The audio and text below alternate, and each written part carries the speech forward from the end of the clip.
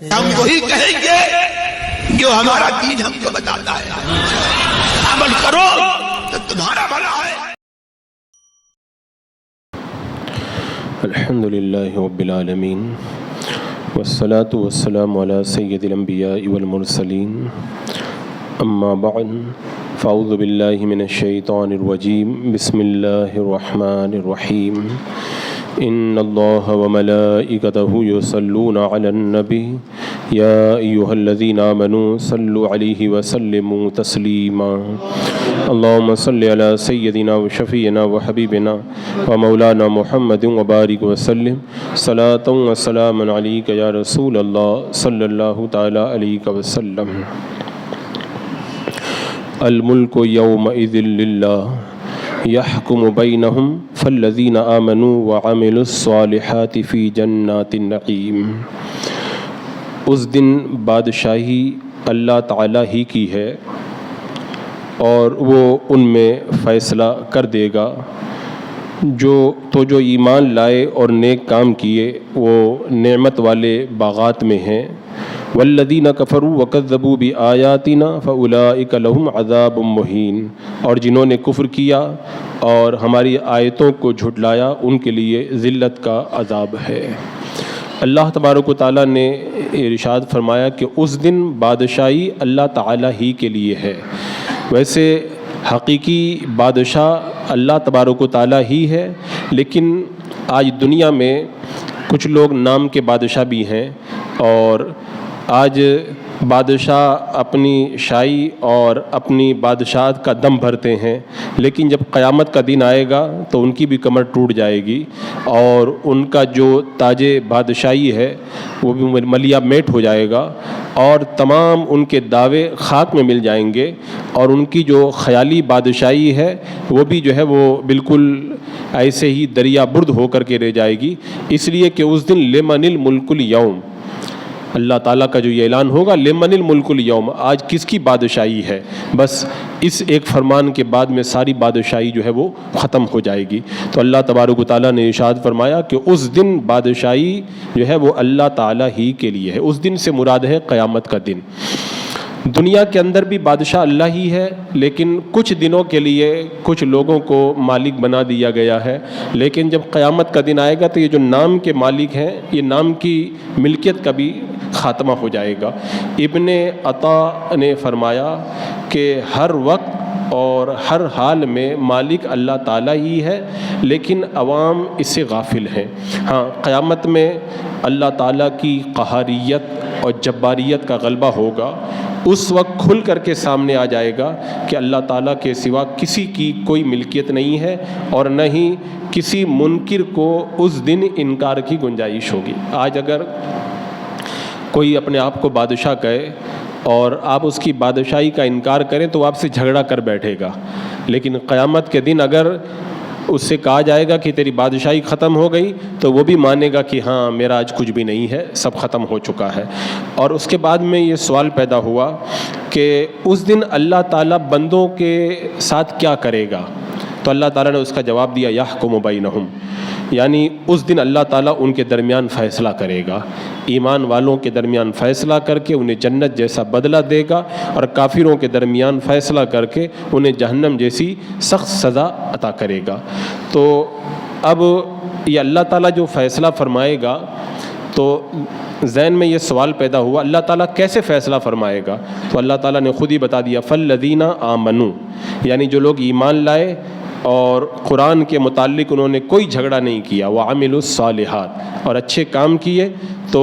اللہ تعالیٰ کے حکم کو مانا، سر جھکا دیا۔ اللہ نے فرمایا یہ حلال ہے، اس کو حلال مانا، جس کو حرام کہا اس کو حرام مانا۔ رب نے جو کرنے کا حکم دیا اسے کیا، جس سے منع کیا اس سے رک گئے، تو اب اللہ تعالیٰ فرماتا ہے فی جنات النعیم، اللہ تعالیٰ ان کو چین کے باغات دے گا، جنت کی بہاریں دے گا، جنت کی انعامات سے مالا مال کرے گا۔ اور والذین کفروا وکذبوا بآیاتنا، پھر جو کافر ہو گئے، اللہ کی آیتوں کو جھٹلایا، اللہ کی باتوں کا جنہوں نے انکار کیا، فاولئک لہم عذاب مہین، ان کے لیے ذلت والا عذاب ہے۔ ویسے بھی عذاب تو اللہ کا بڑا سخت ہی ہے، لیکن ذلت والا عذاب اس دن کافروں کو دیا جائے گا۔ ایک بات یہ بھی یاد رکھی جائے کہ مسلمانوں نے اگر گناہ کیے ہیں اور اگر اللہ کے رسول علیہ السلام کی شفاعت سے پہلے اگر وہ اپنے شامت اعمال کی بنیاد پر جہنم میں چلے بھی گئے تو اللہ تعالیٰ مسلمانوں کو ذلت کا عذاب نہیں دے گا. ذلت کا عذاب صرف کافروں کے لیے ہے، اور مومنوں کو تو ایک نہ ایک وقت ایسا بھی آئے گا کہ جہنم کے عذاب سے چھٹکارا دلا دیا جائے گا. لقمان حکیم کے بارے میں یہ مروی ہے کہ ایک دن حکیم لقمان نے اپنے بیٹے سے کہا تھا کہ اے میرے بیٹے، اگر تجھے موت کا شک ہے تو نیند کو مت آنے دے. یعنی حکیم لقمان نے بڑی حکمت کی بات کہی کہ جیسے نیند سے انسان مغلوب ہو جاتا ہے، نیند آ جاتی ہے تو بے بس ہو کر کے لیٹ جاتا، کچھ نہیں کر پاتا، تو جو خدا نیند دیتا ہے ایک دن وہ موت بھی دے گا. اور اس کے بعد میں کہا بیٹے، اگر تجھے مرنے کے بعد قیامت کے اندر اٹھنے کا انکار ہے تو پھر نیند آنے کے بعد میں جاگنے کو روک کر کے دکھا دے. جیسے بندہ سو جاتا ہے تو پھر اللہ تعالیٰ کی مرضی ہوتی ہے تو ہی اٹھتا ہے، اور اللہ نہ چاہے تو پھر قبر میں جا کر ہی اٹھتا ہے وہ. تو جیسے بندہ سو جاتا ہے، اٹھنا اس کے بس کی بات نہیں ہے، اور رب چاہتا ہے تو اللہ تعالیٰ اس کو اٹھا دیتا ہے. اسی طرح مرنے کے بعد بھی اللہ تعالیٰ اٹھانے پر قادر ہے. تو یہ بڑی حکمت سے انہوں نے سمجھا دیا کہ ان باتوں میں غور کرو گے تو تمہیں یقین ہو جائے گا کہ تمہارا ہاتھ کسی اور کے ہاتھ میں ہے، تم کسی اور کے قبضے میں ہو. اور نیند یہ موت کی طرح ہے، اور نیند کے بعد میں اٹھنا یہ قیامت کے بعد میں جی اٹھنے کی طرح ہے. جو خدا تمہیں یہاں پہ سلاتا ہے وہ موت کی نیند بھی سلائے گا، اور جو تمہیں نیند سے اٹھاتا ہے وہ قیامت کے دن بھی اٹھائے گا. وہ ایک روایت میں آتا ہے حضرت سلیمان علیہ السلام کا جاؤ جلال دیکھ کر کے کسی نے کہا تھا کہ آپ کو اللہ تعالیٰ نے ایسی عزت عطا فرمائی، تو آپ نے ارشاد فرمایا اللہ تعالیٰ کی صرف ایک بار تسبیح بیان کر دینا یہ سلیمان اور سلیمان کے سارے تخت سے بہتر ہے. یعنی جو بندہ نیک کام کرتا اللہ اس کو چین کے باغات دے گا. تو حضرت سلیمان علیہ السلام نے کہا کہ یہ جو تخت و تاج ہیں یہ تو ایک دن مٹنے والے ہیں، لیکن اللہ کی جو تسبیح ہے وہ کبھی ختم ہونے والی نہیں ہے، وہ ہمیشہ باقی رہنے والی ہے. تو اللہ کی ایک بار تسبیح کر دینا پوری دنیا کی دولت سے بہتر ہے، اس لیے کہ دنیا کی دولت تو مٹے گی لیکن تسبیح باقی رہے گی. اور جب ایک بار تسبیح کی یہ فضیلت ہے تو جب بندہ قرآن پڑھے اس کی کیا شان ہوگی. اور اسی لیے صوفیاء کرام نے فرمایا کہ عقل مند پر لازم ہے کہ وہ ذکر کرتا رہے، تلاوت قرآن کرتا رہے، تاکہ اللہ تعالیٰ اس کی برکت سے اسے جنات النعیم، چین کے باغات، جنت کی نعمتوں کے اندر جگہ عطا فرمائے. اس کے بعد میں اللہ تعالیٰ نے ارشاد فرمایا والذین ہاجروا فی سبیل اللہ ثم قتلوا او ماتوا لیرزقنہم اللہ رزقا حسنا وان اللہ لہو خیر الرازقین. اور جنہوں نے اللہ کی راہ میں ہجرت کی پھر مارے گئے یا مر گئے تو اللہ تعالیٰ ان کو ضرور بہتر رزق عطا فرمائے گا، اور بے شک اللہ کی روزی سب سے بہتر ہے. لَيُدْخِلَنَّهُمْ مُدْخَلًا يَرْضَوْنَهُ وَإِنَّ اللَّهَ لَعَلِيمٌ حَلِيمٌ. اللہ تعالیٰ انہیں ضرور ایسی جگہ لے جائے گا جس کو وہ پسند کریں گے، اور بے شک اللہ تعالیٰ علم والا حلم والا ہے. یہاں پر اس آیت کریمہ کے اندر یہ ارشاد فرمایا گیا جو اللہ کی راہ میں ہجرت کریں، یعنی اللہ کی راہ میں اپنا سب کچھ چھوڑ کر کے نکل جائیں، اللہ کی راہ میں اپنا سب کچھ چھوڑ کر کے نکل جائیں. جیسے صحابہ کرام نے مکۃ المکرمہ میں اپنی اولاد کو چھوڑا، اپنے گھر بار کو چھوڑا، اپنے مال کو چھوڑا، کتنوں نے اپنے بیوی بچوں کو چھوڑا، سب کچھ چھوڑ کر کے وہ مدینہ منورہ چلے گئے ہجرت کر کے. تو فرمایا کہ جو چلا جائے اللہ کی راہ کے اندر، پھر چاہے وہ شہید ہو جائے یا مر جائے، یعنی اللہ کی راہ میں نکل گیا ہے، اب چاہے اس کو شہادت کی موت آئے یا ویسے ہی اس کا انتقال ہو جائے، اللہ تعالیٰ اس کو کیا دے گا؟ اس کو رزقاً حسنا، بہتر رزق اللہ تعالیٰ عطا فرمائے گا. اور بہتر رزق سے مراد ہے اللہ تعالیٰ جنت کی وہ نعمتیں دے گا جو کبھی ختم نہیں ہونے والی ہے. روایتوں میں آتا ہے کہ اللہ تعالیٰ انہیں ایسی روزی عطا فرمائے گا کہ جن کو وہ روزی حاصل ہو جائے گی وہ کبھی ان کو تکلیف نہ ہوگی، نہ کبھی کھانے سے کسی بیماری کا خدشہ ہوگا. دنیا میں ہمیں جو روزی ملتی ہے تو کبھی ختم بھی ہو جاتی ہے، کبھی وہ ہم کھاتے ہیں تو بیمار بھی ہو جاتے ہیں، لیکن جنت کا رزق رزق حسن ہے، وہ ختم نہیں ہوگا، اس کو کھانے سے بندہ بیمار نہیں ہوگا، اس کو کھانے سے تکلیف بندے کو کبھی بھی نہیں ہوگی. تو اس جیسا بے حساب رزق اللہ تعالیٰ عطا فرماتا ہے، وہ اور کوئی عطا نہیں کر سکتا. اچھا، جب اللہ تعالیٰ نے روزی دینے کی بات کی تو ذہن میں ایک سوال آیا کہ اللہ تعالیٰ روزی دے گا تو رکھے گا کہاں پہ؟ تو اللہ تعالیٰ نے اس کا بھی جواب دیا، لَيُدْخِلَنَّهُمْ مُدْخَلًا يَرْضَوْنَهُ، اللہ تعالیٰ ان کو ایسی جگہ لے جائے گا جس کو وہ پسند کریں گے، یعنی جنت کے اندر اللہ رکھے گا اور اس سے وہ راضی ہو جائیں گے۔ کیوں؟ اس لیے کہ جنت ایسی جگہ ہے کہ اس جیسا نہ کسی کی آنکھوں نے دیکھا ہے، نہ کسی کے کانوں نے سنا ہے، اور نہ بندہ دل میں کبھی اس کا تصور کر سکتا ہے۔ دنیا میں بڑی سے بڑی نعمت کا تصور کر لے، لیکن جنت کی نعمت اس تصور سے بھی بڑی ہوگی، اور اللہ تعالیٰ بڑا علم والا، حکمت والا۔ حضرت ابراہیم علیہ السلام نے ایک بار ایک شخص کو گناہ کرتے ہوئے دیکھا، اور دیکھ کر کے اس کی تباہی کے لیے آپ نے دعا کی، اللہ اس کو تباہ کر دے، وہ فوراً تباہ ہو گیا۔ پھر دوسرے کو اپنی آپ نے گناہ کرتے ہوئے دیکھا، اس کے لیے بھی آپ نے دعا کی تو وہ بھی مر گیا۔ تیسرے کے لیے، پھر چوتھے کے لیے دعا کی تو وہ بھی غرق ہو گیا۔ تو اللہ تبارک و تعالیٰ نے ارشاد فرمایا، اے ابراہیم، اگر ہم بھی ایسے ہی مجرموں کے گناہوں کی وجہ سے اس کو مارنے لگ جائیں تو اگر ماریں تو پھر چند ہی لوگ دنیا کے اندر بچیں گے، لیکن اللہ تعالیٰ نے فرمایا ہمارا یہ دستور ہے کہ ہم کسی بندے کو گناہوں کا ارتکاب دیکھ کر کے پہلے اسے مہلت دیتے ہیں، اگر وہ توبہ کر لے تو میں اس کی توبہ قبول کر لیتا ہوں، اور توبہ کرنے کی وجہ سے اس کے عذاب کو میں مؤخر کر دیتا ہوں، کیونکہ مجھے معلوم ہے کہ ہماری ملک سے تو باہر وہ جا نہیں، ہمارے ملک سے تو باہر وہ جا نہیں سکتا، تو پھر عذاب جلدی کیوں دوں میں؟ بندہ کتنا بھی گناہ کر لے، بھاگ کر کے میری زمین سے باہر کہیں نہیں جا سکتا، وہ کہیں بھی جائے گا میری زمین ہی میں جائے گا وہ، تو اس کو میں مہلت دیتا ہوں تاکہ وہ توبہ کر لے۔ تو اللہ تعالیٰ اتنا کریم ہے، اتنا رحیم ہے کہ بندوں کو اللہ تعالیٰ خوب توفیق عطا۔ یہ تفسیر جو ہے حلیم کی، اللہ تعالیٰ حلیم ہے۔ اللہ تعالیٰ نے فرمایا کہ اللہ تعالیٰ حلیم ہے۔ حلیم کا معنی ہوتا ہے قدرت کے باوجود بھی جو دشمنوں کی گرفت نہ کرے، قدرت کے باوجود بھی جو بندوں کو جلدی نہ پکڑے، اللہ تعالیٰ اتنا حلیم ہے۔ اور یہ آیت کریمہ ایک روایت کے مطابق اس موقع پہ نازل ہوئی تھی کہ صحابہ اکرام نے عرض کی، یا رسول اللہ، ہمارے کچھ دوست ہیں وہ جہاد پہ جاتے ہوئے شہید ہو جاتے ہیں، اور کچھ ہمارے وہ دوست ہیں جو جہاد کے اندر شہید نہیں ہوتے، ایسے ہی ان کا انتقال ہو جاتا ہے، تو شہیدوں کو تو بلند مرتبہ ملے گا، تو جو اپنے آپ انتقال کر جائے کیا اس کو بھی بلند رتبہ ملے گا؟ تو اللہ تعالیٰ نے یہ آیت کریمہ نازل فرمائی اور بتا دیا کہ ثم قتلوا او ماتوا، چاہے وہ شہید ہو جائیں یا اپنے آپ مر جائیں، کیونکہ جب میری راہ میں نکل گئے ہیں، ان کی نیت اچھی ہے، تو اللہ تعالیٰ نے فرمایا کہ جہاد پہ جانے والا چاہے شہید ہو جائے یا اپنے آپ انتقال کر جائے، اللہ تبارک و تعالیٰ دونوں کو اپنی جنت کے اندر جگہ عطا فرمائے گا۔ شیخ اکبر نے جگہ فرمایا ہے کہ مؤذن اقامت کے وقت جب یہ کہتا ہے قد قامت الصلاۃ، تو قد قامت الصلاۃ کا معنی کیا ہوتا ہے؟ نماز کھڑی ہو گئی، جماعت قائم ہو گئی۔ مؤذن جب کہتا ہے قد قامت الصلاۃ تو ابھی تو جماعت قائم ہوئی نہیں ہے، اور تو جب اقامت ختم ہو جائے گی تب جا کر کے جماعت قائم ہوگی، لیکن مؤذن کیا کہتا ہے؟ قد قامت الصلاۃ، نماز قائم ہو گئی، تو نماز بعد میں ادا کی جائے گی۔ تو اس طرح سے ہر نمازی کے لیے خوشخبری ہے جو نماز میں ابھی داخل نہیں ہوا ہے کہ اگرچہ ابھی نماز تمہاری شروع نہیں ہوئی ہے لیکن تمہارے لیے ثواب ثابت ہو چکا ہے۔ تو جیسے یہ خوشخبری ہر نمازی کے لیے ہے نماز شروع ہونے سے پہلے ہی، ایسے ہی جو بندہ اللہ کے راستے میں نکل جاتا ہے، اگرچہ میدان میں نہیں پہنچا، پہلے بھی انتقال کر جائے گا، اللہ تعالیٰ اس کو بھی ثواب عطا فرما دے گا۔ اللہ کے رسول علیہ الصلوۃ والسلام نے ارشاد فرمایا، جو نماز کا منتظر ہے وہ گویا کہ نماز ہی میں ہے۔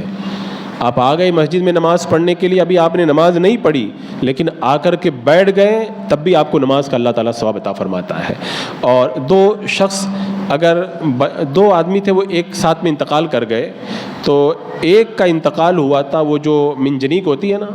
پتھر رکھ کر کے جس میں دشمن پہ پھینکے جاتے ہیں، جیسے آج کل گلیل ہوتی ہے، تو پہلے کے زمانے میں بڑے بڑے منجنیق ہوتے تھے، تو وہ منجنیق پھینکتے وقت میں ایک آدمی کا انتقال ہو گیا، دوسرا جو تھا وہ شہید ہوا، یہ دوسرا جو ہے وہ اس کو طبی موت آ گئی۔ تو جب ان دونوں کو دفن کر دیا گیا تو ان کے دفن کے بعد میں حضرت فضالہ بن عبید رضی اللہ تعالیٰ عنہ اس شخص کی قبر پر جا کر کے بیٹھ گئے جو شہید نہیں ہوا تھا، ایسے ہی انتقال کر گیا تھا۔ تو کسی نے آپ سے کہا کہ آپ شہید کی قبر پہ جا کے نہیں بیٹھے ہیں اور اس کی قبر پہ آ کے بیٹھے جو انتقال کیا ہے، تو آپ نے فرمایا کیا معلوم یہ دونوں اللہ تعالیٰ کی بارگاہ میں ثواب میں برابر ہوں، کیونکہ اللہ تعالیٰ فرماتا ہے والذین ہاجروا فی سبیل اللہ ثم قتلوا وماتوا، اللہ کے راستے میں کوئی نکل جائے، شہید ہو جائے یا مر جائے، اللہ تعالیٰ دونوں کو جو ہے وہ ارشاد فرماتا ہے کہ میں ان کو دونوں کو بہتر رزق عطا فرماؤں گا، دونوں کو جنت دوں گا۔ اور حدیث پاک میں بھی ہے، اللہ کے رسول علیہ السلام نے ارشاد فرمایا جو حج کے ارادے سے نکلتا ہے لیکن راستے میں انتقال کر جائے تو قیامت تک اس کے لیے حج کا ثواب لکھا جاتا ہے، کیونکہ نکل گیا نا اللہ کے راستے میں۔ ایسے ہی جو عمرہ کرنے کے لیے گھر سے روانہ ہو اور راستے میں موت آ جائے تو قیامت تک عمرہ کا ثواب اس کے نصیب میں لکھا جاتا ہے۔ ایسے ہی جو جنگ کے لیے روانہ ہو، راستے میں انتقال ہو جائے تو قیامت تک اللہ تعالیٰ اس کو جہاد کا ثواب عطا فرماتا ہے۔ حضرت ابو طلحہ رضی اللہ تعالیٰ عنہ یہ صحابی ہیں، یہ بحری جنگ کے لیے روانہ ہوئے تو راستے میں ان کا انتقال ہو گیا،